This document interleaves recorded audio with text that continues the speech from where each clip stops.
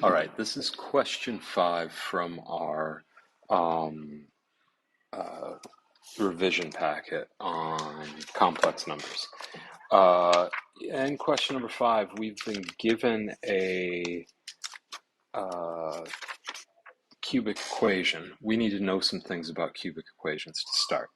First and foremost, if I take the roots of a cubic and I add them together,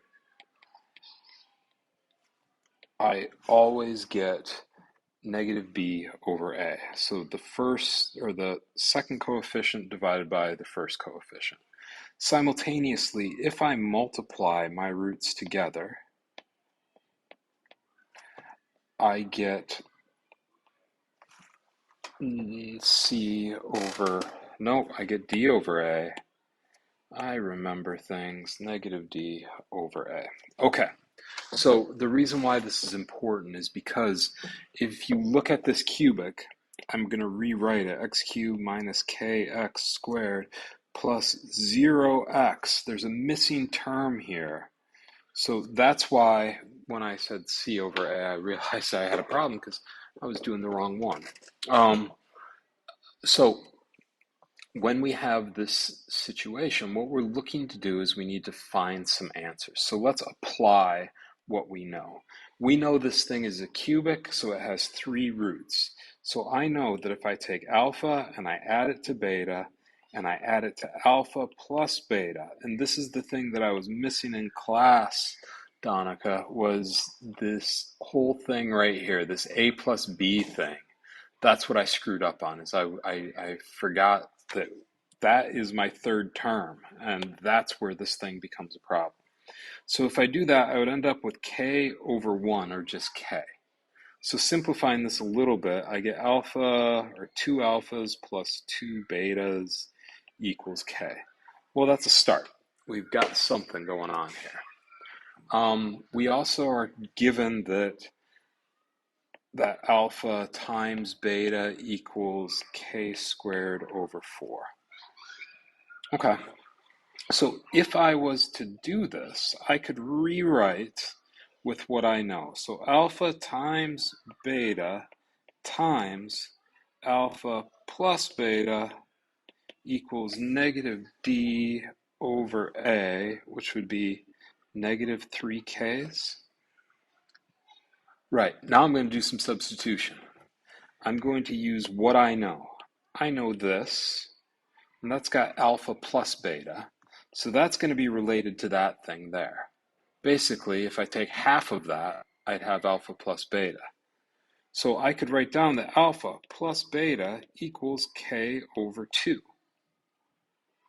Now with that, and with this, which is what that is, I can simplify my expression down to k squared over 4 times k over 2 is the same as negative 3k's. And that's where we find our combination. From here, I would get k cubed over 8 plus 3k equals 0. So now I just need to try to solve this. I need to figure out what the heck is going on here. So what can I factor out of there? Well, I can get a k out of both terms, and I'd be left with 1/8 k squared plus 3 equals 0. So one of my answers for k is 0. But this says k has to be strictly greater than 0. So that ain't a good answer. So let's deal with the stuff on the inside there. So if I write this down, 1/8 k squared plus 3 is equal to 0.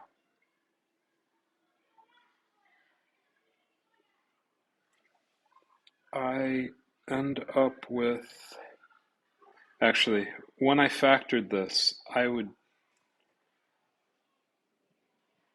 it's 3k, it's positive 3k. I'm seeing an issue, and it's frustrating me to no end. That's going to be a negative 3, and I don't want it to be a negative 3.